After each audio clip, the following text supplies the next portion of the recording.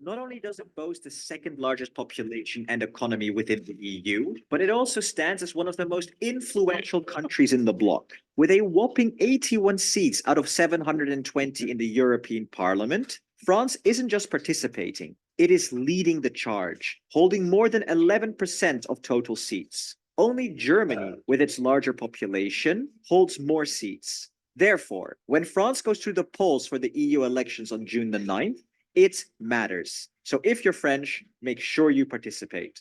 So who can the French vote for? Here's a super quick rundown on the major players, from largest to the smallest, according to the latest polls. Le Pen's National Rally, a right-wing populist party, currently leads with 31% of support. Historically Eurosceptic, they have shifted from advocating for a Frexit and leaving NATO to seeking reforms within the EU and maintaining NATO membership.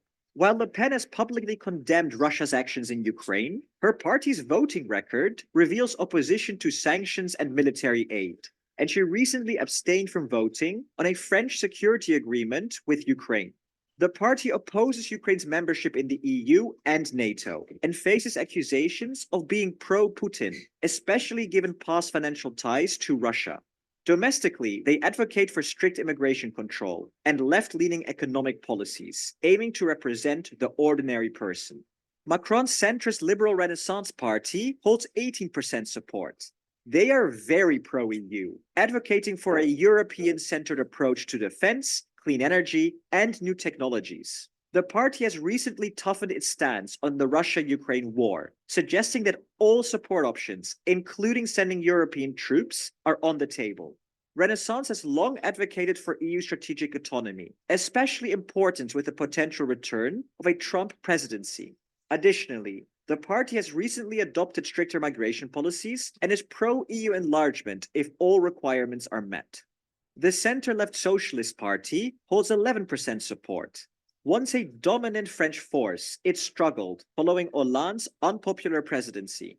The party is pro-EU, advocating for enhanced military capabilities among member states, increased arms supplies to Ukraine, and the development of a European defense system. They aim to reform agriculture with a new, fair, and sustainable common agricultural policy. And they want to address the rising living costs by, for example, capping energy prices. When it comes to migration, their approach is a little softer, with a focus on regularizing workers in irregular situations and human rights. While voting is obviously crucial, another way to influence Europe is by signing EU citizen initiatives, like the EU Live Bus Stop Info. Have you ever stood by a bus stop, playing the guessing game of whether your bus missed you or you missed your bus? Imagine a world where there's a QR code at each bus stop in all 27 EU member states that gives you real-time bus schedules, routes, delays, and updates right at your fingertips. Imagine not wasting any more time by not knowing whether your bus will actually come to pick you up. Therefore, if you support this initiative, scan the QR code on the screen or click the link in the description below. By signing, you will make your voice heard, and you'll help countless of Europeans getting from A to B. Now back to politics. The left-wing Europe Ecology, the Greens, hold 8% of support. They are also pro-EU and want to continue to support Ukraine with artillery and air defense. They seek a peaceful, free EU focused on citizens' prosperity and climate sustainability, and aim to make Europe the first climate-neutral continent in the world. In terms of migration, they call for more humanitarian aid in crisis areas and want a long-term, fair European asylum policy. In fact, they claim France is not doing enough to take in their fair share of displaced people. The right-wing Republicans hold 7% of support and are pro-EU, advocating for continued massive support to Ukraine, but oppose EU enlargement. They propose that each EU member state should allocate at least 3% of its GDP to defense annually, thereby strengthening the NATO framework. On migration, the Republicans advocate for significantly strengthening the EU's external borders, facilitating expulsion of those in irregular situations, and making the European social model less appealing. They also support processing migration procedures in third countries. The left-wing populist party, France Unbowed, is at 7% and are soft Eurosceptics, mainly because they perceive the EU as too economically liberal. They are pushing for a ceasefire in Ukraine and Gaza, but are historically against raising defense budgets. In terms of migration, they want France to uphold the dignity and human rights of refugees, emphasizing solidarity, protection of vulnerable groups, humane border controls, and legal sea rescues. Now, all the individuals shown below are leading candidates from their political parties, but none are likely to become the Commission president, a role that Ursula von der Leyen from Germany is most likely to get again. I know this is only a high-level overview, and for a more detailed analysis, remember to subscribe and hit the notification bell. We'll dive deeper into each party's policies as the EU election on June the 9th approaches. There are numerous other political parties in France, but it's important to note that most are polling below 5%. In France, there's a 5% threshold for parliamentary representation, so parties receiving less than 5% of the vote won't secure any seats in the EU Parliament. Now, you might be wondering, how do these poll numbers actually turn into seats at the European Parliament? Well, we've crunched the numbers for you, and the National Rally would get the most seats, 29, followed by Renaissance with 17 seats, and then the Socialists with 10. Bear in mind that there's still a small margin of error, as parties in the other column could get 5% and therefore take some seats from the parties on the screen. But the real question is, what happens next on the European stage? Well, here's where it gets very interesting. In EU politics, national parties like the National Rally, Renaissance, or the Socialists don't directly pull the strings. For instance, there isn't a National Rally party sitting in Ireland, or a Renaissance party in Romania. Instead, Europe works a bit differently, through political families or groups. For instance, France's National Rally has aligned with similar parties across Europe, such as Germany's AfD and Italy's Lega, and many more other national EU parties to form a coalition known as the Identity and Democracy Group, or in short, ID. Here's how French parties connect with European political groups. The National Rally would contribute 29 projected seats to the ID group. Renaissance brings 17 seats to the Renew Europe group. The Socialist Party adds 11 seats to the S&D group. Europe Ecology takes 7 seats to the European Greens. The Republicans join the EPP. France Unbowed aligns with the left, and Reconquest brings 5 seats to the ECR. The European Parliament has 720 seats in total, with current projections of the next elections showing the EPP as the largest group, followed by the S&D, ID, Renew Europe, ECR, the Greens, and then finally, the left. Now, if we blend in the current EU Parliament seat distribution, you can clearly see the remarkable rise of the ID group to 87 seats, placing them in third, ahead of Renew Europe, where Macron's Renaissance Party is a member. The National Rally has shown significant gains, while Macron's party is underperforming, which is clearly influencing the potential outcome of the European elections. And here's something crucial for all French voters to understand. Casting a vote for your national party, like the National Rally, isn't just about local preferences. It's also an indirect vote for the ID group. This is significant because being part of ID, where Germany's AfD and Italy's Lega have substantial influence, might require National Rally to compromise on some of their ideas. And this is where my channel wants to help. We are actually creating 7 videos, one for each political group, to explain in a lot of detail what their vision for Europe is. So for example, do you like the Republicans? Then check out this video on the EPP group to whom they are aligned. Or do you like the Socialist Party? Then check out this video on the S&D group to whom they are aligned. If you like National Rally or Renaissance, then please subscribe to the channel, as in the coming weeks we will release a video explaining both the ID group and Renew Europe group. Thank you so much to our questions for this video. Thank you. Hi, everyone. Good morning. So just a little introductory video that you can watch, of course, on your own. And I'll put the link in the lesson plan for the class. So we are recording, of course. And today is our short class. And so we want to move a little bit more quickly than typically because the class will be over in less than an hour. So thank you for attending. So before I forget, we should do the attendance. And and go to the Cyber Campus website and make sure I always remember to stop share and screen share again, because I have to make sure that you actually can see what I'm seeing on my screen here. And of course, so I have to make sure that I have the right one opened up. And so here, so now we go to share screen, and let me see, share. And no, that's not what the stop share. That's not what I want. Share screen. There it is. And okay, so there you can see the CUK website, and go to Cyber Campus. And when we started using Cyber Campus, it's hard to believe 4 years ago when the pandemic started, that we of course use the attendance, the attendance function in the Cyber Campus. Cyber Campus, as I said, started 4 years ago during the pandemic. And before 4 years ago, there had been a university online course system, but it was really clunky and inconvenient, and I never used it. And then the pandemic hit, and then I think the Korean national government got involved. They came up with this thing called Cyber Campus. So Cyber Campus is 4 years old, and Cyber Campus has this attendance function, which we use, and we become accustomed to.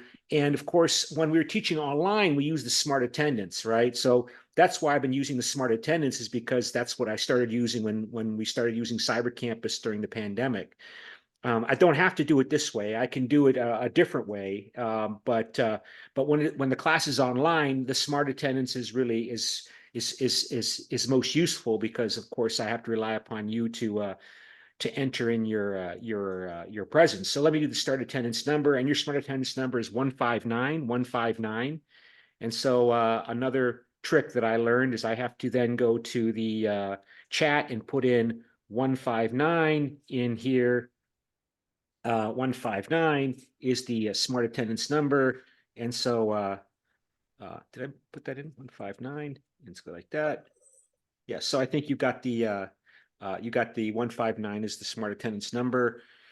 And that'll run for 10 minutes. And then we can go back then to the course material. So we're now on chapter 14 on Euroscepticism. And of course, so this book, as I told you, was published 4 years ago in 2020. It first became available in the spring of 2020, which means it probably was finished right before the pandemic started. And Europe has become even more Eurosceptic, and with the rise of the hard right and far right parties in Europe. And that's indicated in that video that I was showing you at the start of this class, that the far right parties are going to are projected to be the third largest political group in the European Parliament in the upcoming European Parliament elections that happen on June 9th. So I see we have again, let me see here, go back again to remind myself to share the screen. So we go to, where's the Cyber Campus? See here, where's my class? If we go back to, let's see, where's the share screen, just a second here.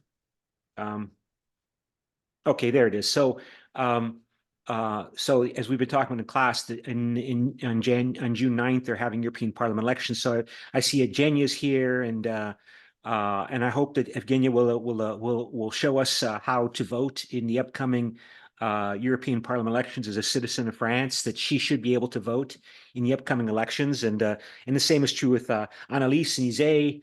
As citizens of European Union member states, they should also contact the Belgian embassy to find out how to vote, and let us know how they can vote in the European Parliament elections, and give us reports about how that process works for European Union citizens who are abroad. And I'm very interested. I like to know how this works. So please let us know how you're organizing that. Okay, and and of course, the European Conservative Party or Popular Party will be the first, is projected to be the largest political group in the European Parliament elections, as according to public opinion polls. And so the right-wing groups in the European Parliament are going to be, it looks overwhelming, by far the largest gathering of parliament members, European Parliament members, will be on the right and far right. And so they're already predicting that, of course, Ursula von der Leyen, who represents the European conservative parties, she will probably almost certainly get reelected because the right-wing parties dominate the European Parliament, because the European Union member states are all becoming more oriented towards right-wing parties in their preferences of their voters, both at the European Parliament elections and also in the national elections. And the European Parliament elections are important for different reasons. One reason why the European Parliament elections are important, not the only reason, but one important reason, is that the European Parliament elections are also an indicator of the trends within the national countries of the European Union, within the national upcoming elections in the national elections in each of the member states. And you know, the European Parliament, it gets lots of strange commentary, at least from American commentators. I was just reading the New York Times yesterday, and Roger Cohen is the New York Times longtime France reporter, reporting from France, and he described, I could show you maybe, you know, at another time, how he described in yesterday's article that I read in the New York Times that the European Parliament, quote, is a relatively powerless institution, a relatively powerless institution. And I mean, that's an overstatement. And I was kind of surprised and shocked to read that, right? That he made such a blatant statement. And that is controversial statement. Of course, the European Parliament wants you to believe that it is really important, generally speaking. The European Union, generally speaking, wants you to believe that the European Parliament is really important, that it's supposedly equal in some way to the Council of the European Union or the Council of Ministers, right?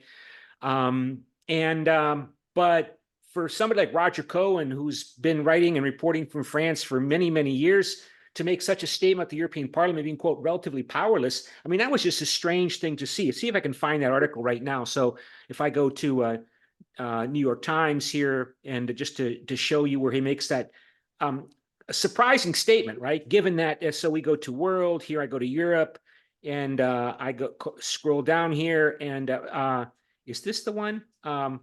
Yes, here you can see how dangerous, and yes, here it is. So let me show you. I mean, he makes this statement here that this is Roger Cohen. I read yesterday, you know, longtime reporter of the New York Times for over 3 decades, right? Oh, by the way, for our French students, I recognize that the leader of the National Rally Party that is likely to come in #1 among the European French parties in the European Parliament elections is led by the son of Italian immigrants who moved to France. His name is Jordan Bardella. He is the son of Italian immigrants, like I'm the son of an Italian immigrant. He is the leader of the National Rally Party, now National Rally. You can see that is projected is likely to get the biggest number of European Parliament votes among French parties to be elected in France to the European Parliament. And so you can see here in France, just to show you what this person was saying. In France, Mr. Bardella, as president of the National Rally, is leading his party's campaign for the elections in June to the European Parliament, a relatively powerless institution, but one still important for being the only directly elected body with representatives from all European. I mean, that's pretty blatant statement. I mean, and I wouldn't go so far as to say relatively powerless. I mean, they still have to approve, for example, if a country wants to join the European Union, the European Parliament also has to vote on it. We talked about the ordinary legislative procedure that the European Parliament members adopt by which the European Union adopts policies. The Parliament has to approve legislation. As far as I can tell, why Roger Cohen, reporter of the New York Times, has made that statement, I guess it's because he thinks that basically, I speculate, I don't know, but I speculate because he thinks that basically the members of the European Parliament that are elected from France, Italy, Germany, and so on, they tend to do what their national governments want them to. They tend to vote the way their national governments want them to vote, right? That they, not completely, but they tend to follow the lead of the national government. So if the French national government really wants to have the European Union spend more money on building a European military industrial complex, the French parliamentarians in the European Parliament, the French members of the European Parliament, they're going to generally support France's position. I think that might be the only way you can understand this strange statement by Roger Cohen in the supposedly the most influential newspaper, the most influential news source in the United States, to call the European Parliament a relatively powerless institution, which, is quite a bold statement. But I mean, the European Parliament is also important for other reasons as well. I mean, how, for example, the European Parliament elections in the member states. For example, before Britain left the European Union, in the 3 European Parliament elections leading up to Brexit, you saw a steady rise in the authority, in the performance of the Brexit Party, right? The United Kingdom Independence Party, as it was called. So if I type in here, European Parliament elections, Britain, UK, 2019, right? You can see here, just to show you here, in United Kingdom. So I click here and I make sure you can see the screen. So share screen.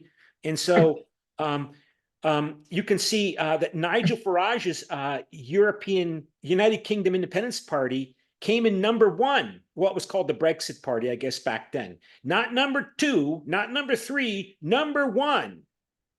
Again, only 37% of eligible voters voted in the British election, European Parliament elections in 2019, right? This is 3 years after the Brexit referendum that happened in 2016.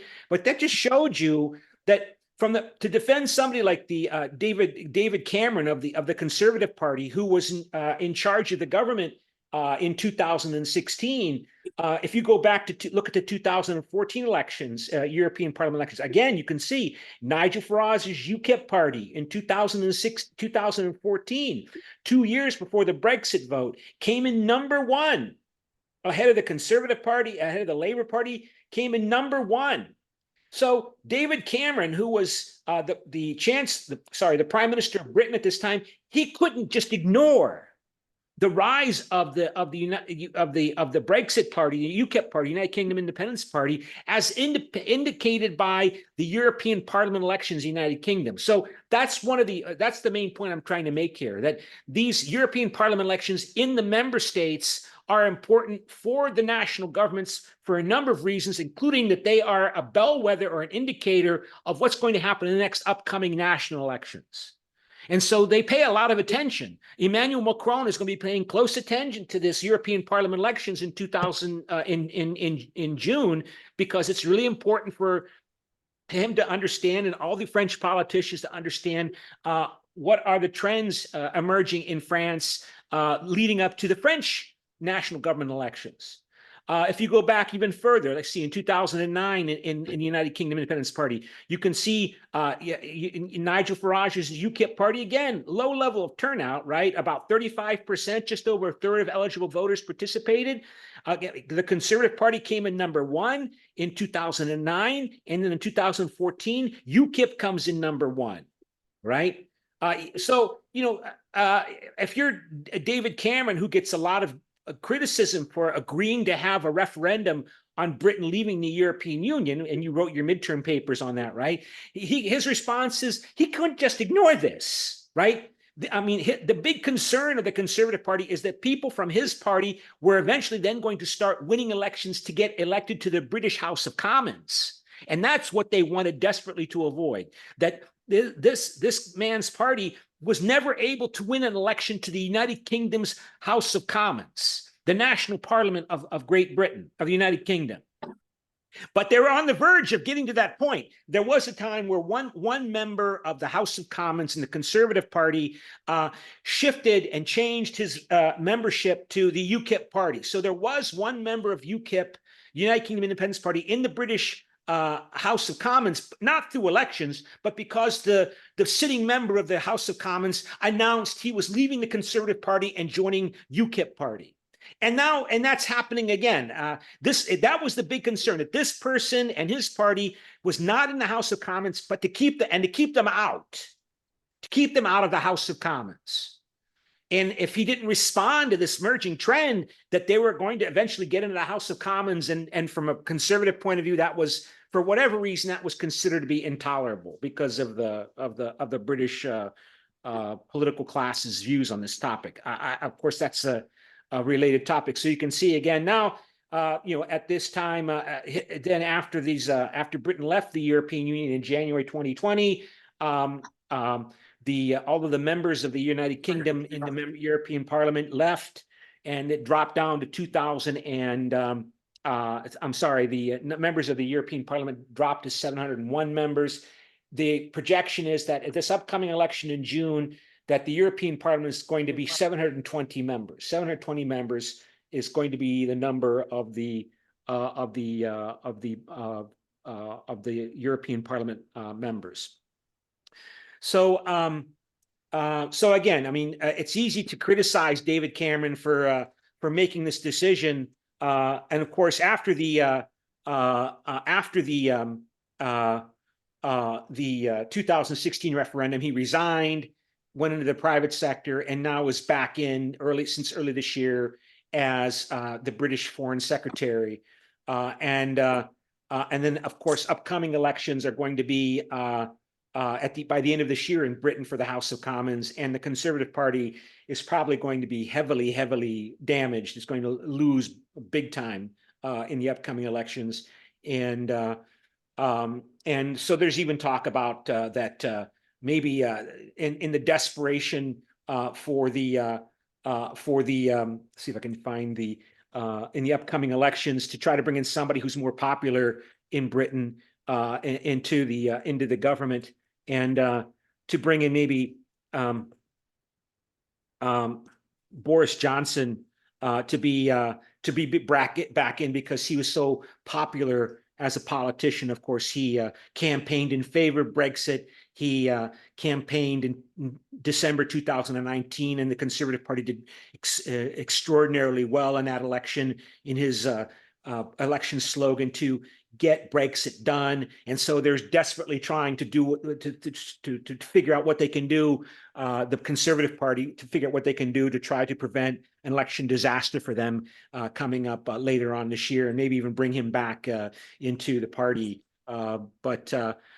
Okay, so again, that's to highlight the role of the European Parliament, because the European Parliament is going to be the first big election significance, indicating the shift of the entire European Union to the right. And so you're reading about Euroscepticism, and again, you're reading a chapter that was written at the end of 2019, so it's already 4.5 years old. And Britain the European Union overall has become generally much more right-oriented in its performance of the European nation state national elections, with the parties within the member states, far right parties, performing really well. Okay, so, and we're going to find out how strong they are in the upcoming elections next month. Okay, so let me go back to the notes here, and make sure that you can see this. And so stop share and go share screen again. And so nobody signed up for a debate, so that means we'll have an in-class debate on Friday. I went to school with this person. He was in graduate school with me at the University of Pittsburgh when I was there. I was just a few years ahead of him. So he's done really well, because he's now one of the European Union experts. Well, not European Union, sorry. One of the English language experts on Euroscepticism. And of course, he studied with a professor at the University of Pittsburgh, who was one of the leaders in American political scientists studying the European Union, Albertus Braga, who's retired a while ago. But so he's done really well, Paul Taggart, and so he's writing on Europeanization, Euroscepticism. So let me open up the notes on that. I think I already have the notes open. And chapter 14, Europeanization. And again, make sure you can see this. Make sure you're able to see what I'm able to see here. And you can see the share screen. So Europeanization. And let me make this a little bit bigger. So again, political parties are most visibly present in the European Parliament. This European Parliament began direct elections of members to the European Parliament began in 1979. From 1979 for the next 10 years, the European Parliament was not a very politically active organization, partly because the Cold War was still going on. When the Cold War ended, the Berlin Wall came down and the Soviet Union disintegrated, and the European community decided to accelerate this integration process. They expanded the role of the European community to include political and security affairs, foreign and security affairs, as well as internal and interior visa, border control issues, the three so-called pillars. And with the expansion of the European Union and the European community into the European Parliament to create the European Union officially in 1992 to come into effect with the Maastricht Treaty in 1993, the European Parliament reflected this growing interest or concern among the people of Europe with the European Union, because the European Union was becoming a more and more high-profile actor in media reporting on European affairs. Right up until this time, until over 30 years ago, in the early 1990s, the European community was focused on issues of creating a single market, technocratic issues. And of course, everybody, was focusing on what was going on in the communist world as it began to change, beginning with the rise of Mikhail Gorbachev to power in the Soviet Union in 1985. So, European single market, and these were important issues, but most people weren't paying close attention to them. Then when the communism ended in Eastern Europe, Yugoslavia disintegrated into war. The Soviet Union, of course, fell apart, and the European community leaders, Margaret Thatcher and Francois Mitterrand and Helmut Kohl in West Germany, decided to accelerate further European integration. Beginning in the early 1980s, Margaret Thatcher, remember in that speech I showed you, she was responding. She didn't want the European community to move into the development of a future United States of Europe, and she protested against it. And partly for that reason, she was removed by the other leaders of the Conservative Party. That her anti-European Union position being one of the number of reasons why they decided she had to be retired. But so the European Union process accelerated, and with it, the role of the European Parliament, as the European Parliament became a place where Eurosceptic parties, nationalist parties, acquired more voice, and of course, including people like Nigel Farage using the European Parliament to attack the European Union. So the key role of political parties in the member states of the European Union has been in the framing and shaping of competition regarding the issues of European integration. Political parties drive the politics of Europeanization. This is true, both at the European Parliament level and, of course, also in the member states, right? If the member states, as you know from the liberal intergovernmentalism framework that we've really been emphasizing, that if the member states want Europeanization to proceed, then it's more likely to proceed. If they don't want it to proceed, the European Union institutions are not going to make it proceed. The European Union institutions help the member states, right? The European Commission, the European Parliament, and the Council of the European Union, in a sense, they pretty much facilitate a commitment of the member states. So if the member states don't want Europeanization to happen, it's not going to happen, right? So we need to study political parties not just obviously from the European Parliament perspective, but also from the member state perspective. But of course, the relationship of the European Parliament and the member states' parliaments is like a mirror image of each other. They're reflecting each other and they're influencing each other. So political parties therefore politicize European integration issues. Political parties politicize European integration, and Europeanization is a term that has a range of different uses and meanings. Like, we talked about that in class. What does it mean? What does it mean depends upon what you're interested in studying, right? What you're interested in analyzing in the world of politics in Europe, right? Yeah, for me, for example, since the last 2.5 years since the invasion of Ukraine, it seems to me, if I'm going to focus on Europeanization, I want to somehow focus on the conflict with Russia. But that's not really a big focus in your book, right? Because the book, the war in Donbass had happened, and I think there's some references in your book to that issue, but it's not a big focus of your book. I think if your textbook were going to be revised, there's going to obviously be more focus on the pandemic and the Russian invasion of Ukraine, because those are two critical crises which have really shaped the development of Europeanization. But again, just to go back to what's in your chapter, we can examine the term Europeanization from the perspective of the 4 Ps: polity, which means the nature of this of the states, of France, of Germany, of Italy, and so on. Politics within them, the process of Europeanization through the European Union policymaking process, and the policies that the European Union and the member states have adopted. The polity focuses on the institutions which European integration has created. And it defines as distinct structures of governance that emerge and develop at the European level. They emerge in the course of problem solving as political, legal, and social institutions the European Union actors formalize. So, again, the European institutions help, they facilitate, they encourage the member states to continue to cooperate, to make it the orientation perspectives that when they got a national problem in France or Germany and Italy, you want to encourage those politicians in France, Germany, and Italy to think about, we got a problem with immigration or in the environment or what any issue, and we're going to look at it from a European point of view. A European perspective is the most convenient, useful, and desirable perspective to take in dealing with the challenge.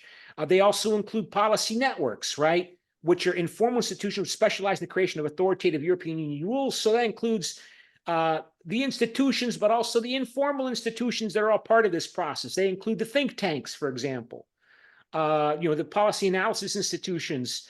They include the university professors and university departments. They include the media reporting. Like I show you those YouTube videos, right? It seems like a lot of those YouTube videos are getting money from the European Union institutions. Like the European Union is trying to encourage European Union media, news reporting. Well, news reporting that is focused on broad audiences, other audiences. I mean, that TLDR News, for example, looks like it's focusing on young people, right? Young people's news media. So those are all part of policy networks that the European Union wants to encourage.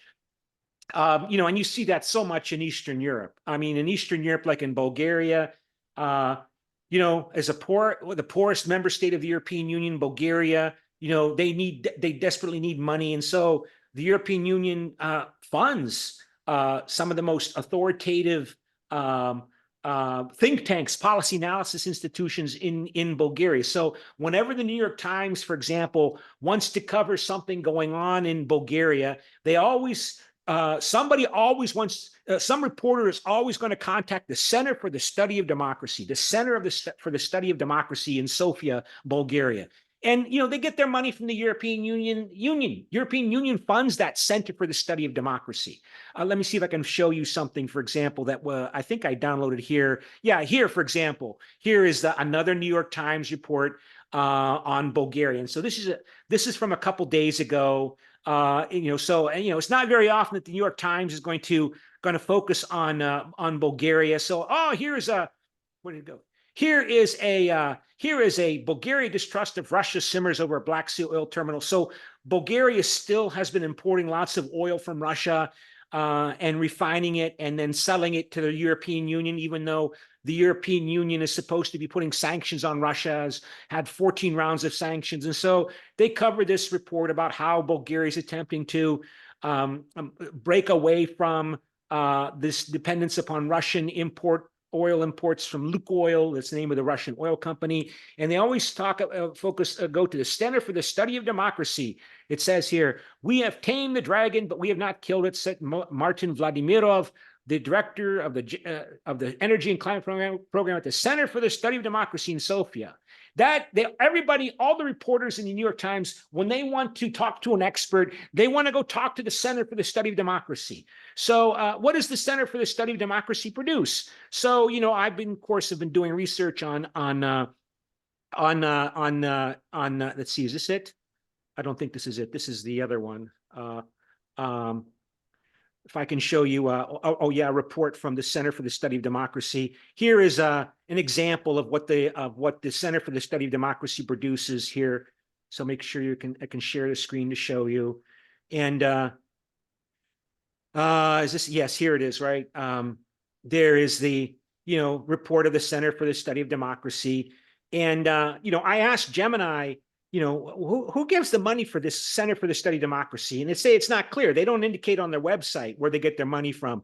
But the Gemini highlights that, they're always applying for money to the European Union. So the European Union, if you're interested, you can go to the European Union Europa website and click through all of the portal pages there. Go to the portal, and you can find a place where you can apply for money from the European Commission to support your social science research. And so, of course, they talk about Kremlin's soft capture power, Russia's power in Bulgaria. Where does it come from? The Kremlin's hard power, the Kremlin's soft power, the Kremlin's sharp power.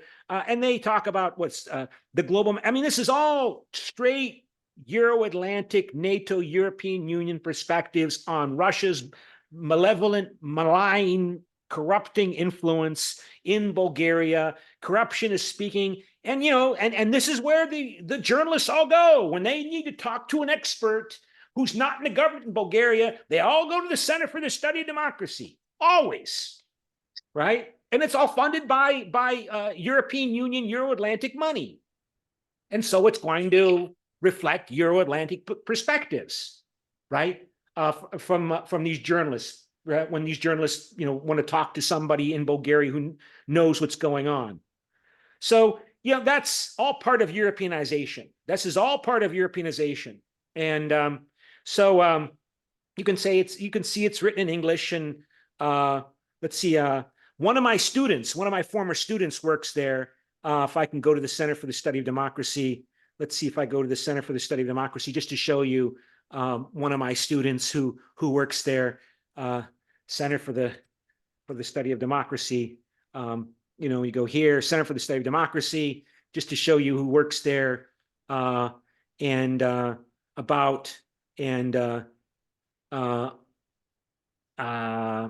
experts. Who are the experts that work there? So we go here and share the screen, and here you can see the Center for the Study of Democracy. And so see if I can find one of my former students who I had in class, who's done quite well, evidently. So let me see.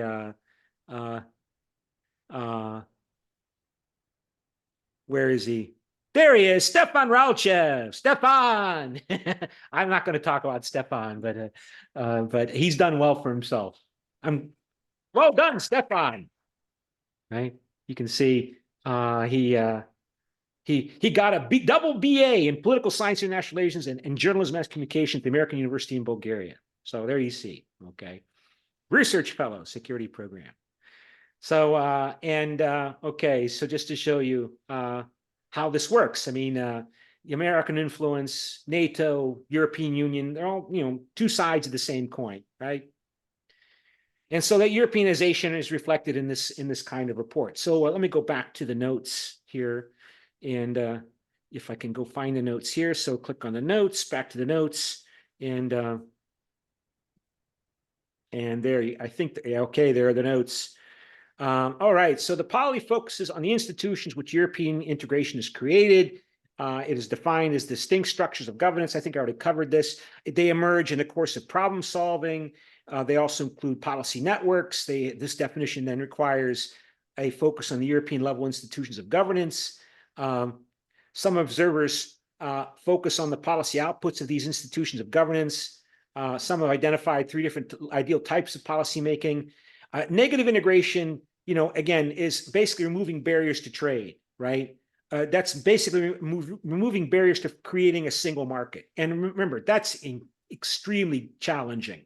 I mean, it's really challenging to get European member states that are often proud old member states, that they're going to agree and come to an agreement on anything, like how you regulate, everybody's going to change their telecoms policies so that everybody can use their cell phone anywhere in the European Union as easily as they can at no greater expense than they can if they're staying in their own home country and they call a number across the street using their cell phone. I mean, you can imagine, you can begin to think about just how challenging that would be to get 27 or 28 when Britain was in the European Union, all of the member states to agree on, okay, we got to come up with one telecoms policy.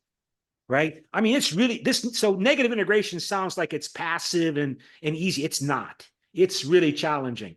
Positive integration probably is even more challenging because, of course, now we're saying, oh, let's go beyond removing barriers to creating a single European Union market by coming up with standardization policies to political integration. Like, let's talk about integrating our foreign policies, whatever that might generally mean, right? In terms of coming up with a common European position, in visa policies and immigration policies. I mean, you can imagine how politically difficult it would be to say that, well, if you're French, you're going to rely upon the Greeks to enforce a European Union border policy in Greece on the border with Turkey in the Middle East. Because, of course, if somebody gets into Greece and is able to stay in Greece and get Greek residence, then they can conceivably go anywhere else in the European Union. So, I mean, you can imagine how sensitive these topics are for these politicians who are always thinking about the next elections, right? And immigration is the main source of, not the only, but the main source of support for these far right, hard right political parties in France, in Italy, in Spain, in Britain, right, to produce Brexit. This hostility, irritation, fear, xenophobia from immigrants coming into the country, that is the primary, not the only one, but probably the primary source of political support for the far right. So it will be interesting to see what happens when the European Parliament elections happen and the hard right parties become even more influential, how that's going to impact European Union immigration policy. It's having weird effects in Britain. Of course, Britain's not in the European Union. So, like, for example, the Conservative Party, in desperately trying to salvage its political position in the upcoming elections later on this year, has now announced that the Conservative Party under Rishi Sunak has announced that it is going to start deporting asylum seekers, people coming to Britain in little boats, say, across the English Channel, on little boats crossing from France and in a dangerous, perilous journey that kills people because people fall off the boats and they drown. The boats sink, and then they get to France, Britain, and they say, "I want asylum, please. I need asylum. I'm fleeing persecution in my home country. I'm fleeing political and religious persecution in Pakistan or Afghanistan or China. Please let me. I claim asylum under the 1951 Refugee Treaty, Asylum Treaty of the United Nations. Please, I know Britain's no longer in the European Union, but I'm still pleading for asylum here in Britain." So Rishi Sunak and the Conservative government announced they're going to start sending those people to Rwanda in Africa as they wait for their asylum application to be processed, which can take years. So that's the extreme, weird extent to which the Conservative Party in Britain is going to try to desperately appeal to voters in the United Kingdom upcoming parliament elections in Britain that have to happen by December of this year. So to show, see, we're really enforcing our borders. These asylum seekers that they're claiming that they are fleeing persecution, but we suspect they really want to, come to Britain to get a job, right? Really, that's the real. Well, what we'll do is we will process their application, but they have to wait in Africa, in the middle of the tropical Africa, in Rwanda. And it sounds cruel, and it sounds mean, and it sounds nasty, but that's what these Conservative Party leaders think they want to do in order to try to salvage their political conditions before the upcoming elections in December. Because that's what many British people want. Right? So this immigration issue, and it's not going to go away, right? Because aside from the millions of people immigrating from Ukraine into Western Europe in the course of the war in Ukraine, and the other poor Europeans moving to richer parts of the European Union to get jobs, like, I told you, right, up to some reports claim up to 1 million Polish people left Poland to go to Britain after Poland joined the European Union 20 years ago to get jobs, and they all got jobs, right? They need their labor was needed. It was good for the British economy, but we're talking about emotional suspicion, stereotyping that nationalist communities are prone to engage in. You see it in the United States, you see it in Britain, you see it in France, you see it in Italy, that even though these immigrants, the labor of these immigrants is needed for macroeconomic growth, for to keep the economies functioning more profitably, many people, not all people, many people in Britain or the United States. I was just talking to one of my family members on Zoom, on Skype, I should say, a few days ago, and I won't mention who, but she somehow decided to talk to me how she saw this Mexican person walking around a gas station. I mean, she doesn't like seeing these people that don't look like white Americans who don't speak English walking around in her hometown, right? Even though that person is probably working somewhere on a farm or in a restaurant. In the United States, we have a labor shortage in the United States, like in Britain. But that's what she remembers. This Mexican doesn't look like an American, dark skin, short, doesn't speak English, speaks Spanish. And that's what she remembers. That's what she decided to mention to me when I talked to her on the phone, on Skype. And that happens millions of times in Europe these days, right? So, and so we're almost out of time here. So again, another policy approach focuses on Europeanization as a process. That is how things are done. It suggests that there's a European way of doing things. Again, the book is 4.5 years old. So this European way of doing things, it's going to be interesting to see how these hard right parties, as they become more and more influential in Europe, how they're going to work with other hard right parties in the European Parliament to do European things in a European way, right?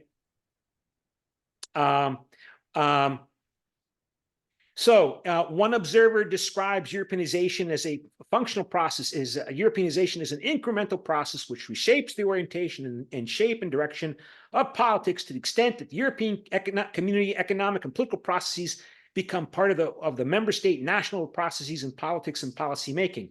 Yeah, I mean, again, it's a political process, right? Emmanuel Macron and Giorgia Meloni and Viktor Orban and all of these national leaders in the European Union member states are going to be watching very carefully to see how the European Parliament elections occur and how they and the results will be, and that will shape how they act in Hungary, in Italy, in Spain, in France, but the hope is that, again, that the benefits, economic and prestige wise, right? Because these are proud European member states that until 100 years ago dominated world politics. Yeah, and they would like to still be important and influential in the world, and that means they have to cooperate with each other. If France is going to be great again, France is going to be great again by cooperating with the rest of Europe. And the same with Italy and the same with Germany, that they've got to cooperate with other Europeans in order for Germany and Italy and France to be major players in the world. And so this is incremental process, but it's a process that's self-reinforcing, right? Somebody you mentioned path dependency, historical, sociological perspectives, that you build up all these vested interests around a European way of doing things. And then as you respond to your incremental crises, right? So, these politicians, these ministers, these ambassadors, anybody in the government, they wake up in the morning and their day is filled with little, bigger or smaller crises, questions, issues that require a decision now, at least to make the problem go away so they can deal with the next problem and the next problem and the next problem and the next problem. That's incremental process of decision making. They're not thinking about long-term trends, but they are thinking about, what can I do to deal with this problem? Well, we have a lot of European tools that we've been developing. And so I'm going to think about how we can try to regulate immigration to France by talking to Giorgia Meloni in Italy and other actors in Europe to deal with this problem, so that Bardella, the leader of the National Rally Party, can point to my fellow European right-wing people, fellows, and convince the people of France that this is the appropriate policy to take, because George Meloni and Viktor Orban and all the other right-wing people support it. It works. It's a political process, right? It's all about politics.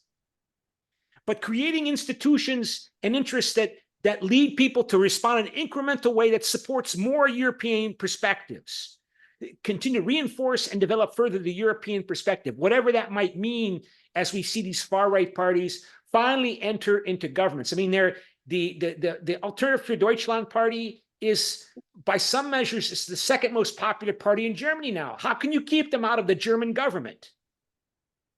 I mean, there's a limit to how much you can put these people in France, right?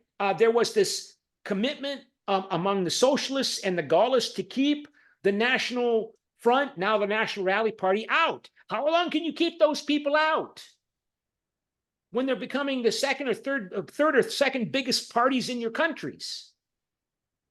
And they're going to dominate the European Parliament. You really can't. So Europe is going to change, but it's hard to believe that particularly if they're in the Eurozone, that even if you're Eurosceptic, I mean, you wouldn't there was a big crisis when little Greece, 10 million people threatened to leave the Eurozone, threatened to unravel all the European integration. I don't think France or Italy nobody's going to be in the Eurozone is going to be leaving the European Union. It would be a political depression. It would be a political disaster, economic depression, and a political catastrophe for whoever's in power, because they'll be blamed. They will be blamed for the depression. So, that goes back to some comments we made earlier, that maybe if you're in the Eurozone, you're in. You're never going to leave once you're in the Eurozone, right? Even if the far right parties win elections, short of some apocalyptic scenario leading to contributing to something like what happened in the 1930s in Europe, it's hard to imagine anybody, even a far right leader, Eurosceptic party, once they're in the Eurozone, that the economic political consequences are such that nobody's going to be leaving the Eurozone, no matter who gets elected. In France or Rome, in Paris or Skopje or whatever country we're talking about. So but political parties still, they're driving political forces behind Europeanization, because the governments are always thinking about public opinion, right? That's what politicians do. They don't even breathe without thinking about its impact on public opinion, because they're always thinking about public opinion and elections, even including European party leaders. Any questions? If not, okay, that's it for today. And I will post the recording on the Cyber Campus. Okay, bye.